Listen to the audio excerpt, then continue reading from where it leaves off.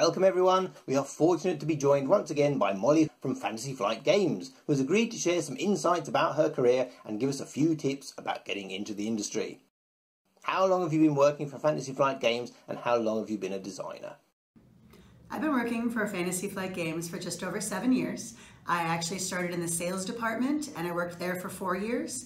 And then 3 years ago or so, I started into product development and became a producer and game developer. How did starting in sales help you transition into becoming a designer? I knew a lot about how our games were marketed and sold and what our buyers and customers were looking for. So it really helped inform a lot of the decisions I made as a producer, because I could bring to the group project just saying, well, Target's looking for this, or, I know that when Barnes & Noble buys games, they buy this many. So we can think of that when we consider our print run. And I think that helped a lot in terms of, especially producing. Sometimes with development, that did help too, knowing, what kinds of games sold and if something was supposed to have mass appeal, like if we were being told we want to have something with more mass market appeal, what that entailed and what those buyers were looking for. Is game design something you've always been interested in or always wanted to pursue? No, I actually fell into working in the games industry. I was working at Marbles the Brain Store in the mall, and someone that I knew who worked at Fantasy Flight said there was a sales position open. And I didn't think I'd get it. I was convinced I wouldn't get it, but I applied anyway, and I got the job, and I loved it. Like, I just love working here. And so after 4 years in sales, I'd sort of, peaked. I'd really hit where I wanted to go in terms of that department, and asked if I could, move over another role. And when one opened up, and they thought I was a good fit, and I moved into doing game producer. What kinds of games did you play growing up? I played the usual family board games, Monopoly and things like that. My brother and I also used to make up a lot of games ourselves with our own rules and lots of weird fantasy imaginations.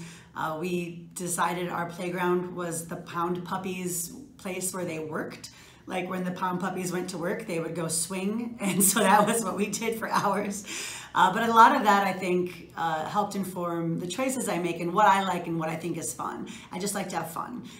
Played a lot of video games too. I'm really good at losing to my brother. So that also helps with making sure that the person who's losing is having a good time too. And what kinds of games do you enjoy playing now? I like to play strategy games. I like party games, like anything with words. I really like hidden roles games, even though I'm really bad at lying. So my husband can always tell when I have the Cylon or if I am the spy or whatever it is.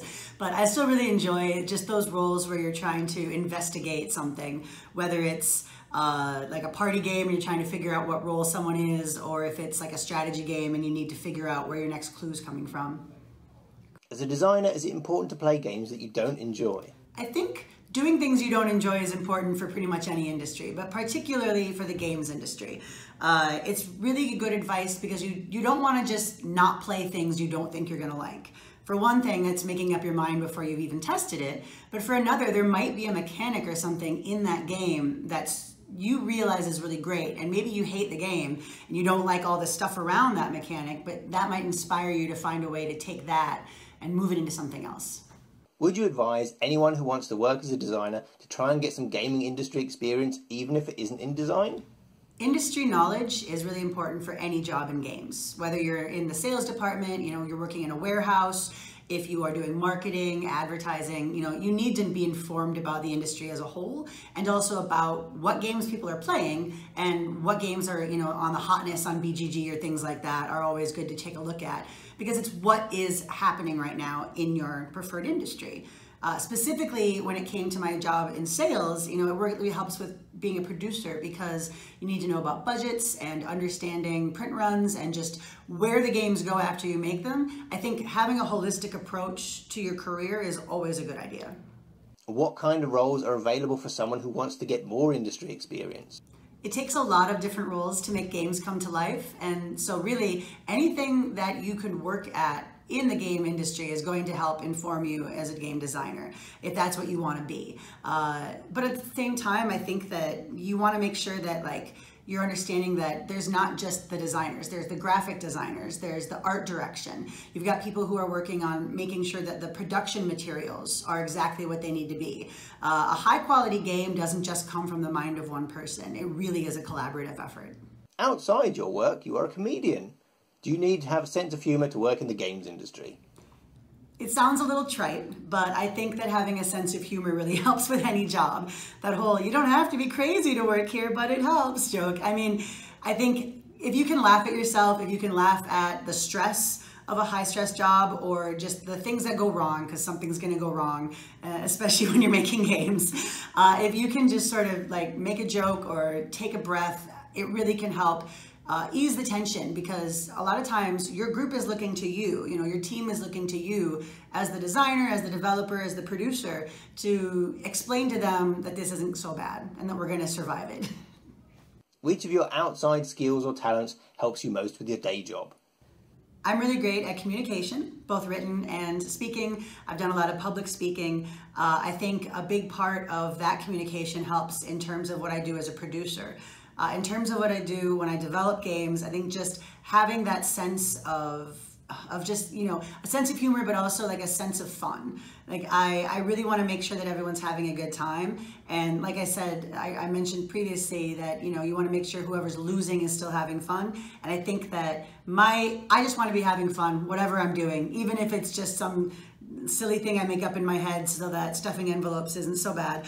But I think that if you have a lot of attention to detail, if you are highly organized, those are really key things to working in a creative industry, because a lot of creative people tend to not have as many of those traits. And so if you can be the one who does, you'll stand out. Can you tell us what a typical day is like for you? In all honesty, I don't really have a typical day. I have so many different projects at once that my day-to-day, really the only constant is I might have meetings.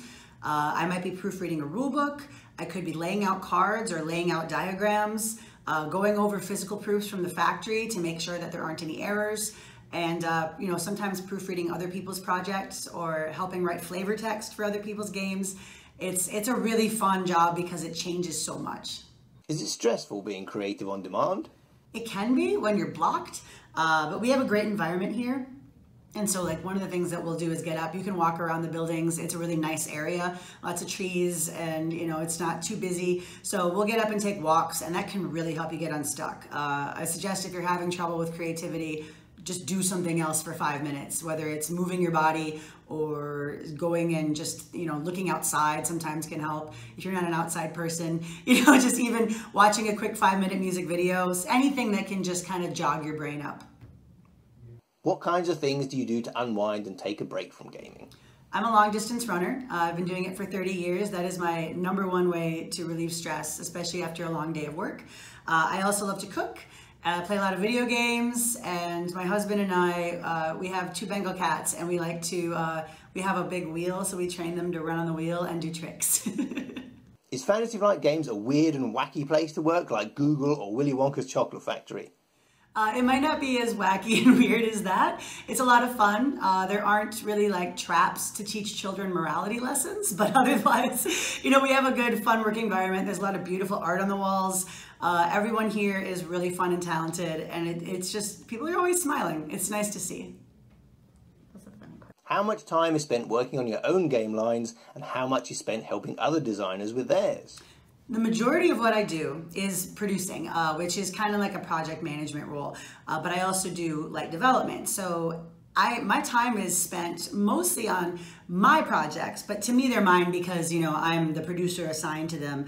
I'm not necessarily doing the design work or the development work on them, but I would say that probably like 70% of my time is on those projects to which I'm assigned, and 30% is helping people out in a pinch. We have a thing where we look at all of the projects that are going to go to the printer soon, and we all kind of have like a peer review of that. So sometimes I'm on that committee.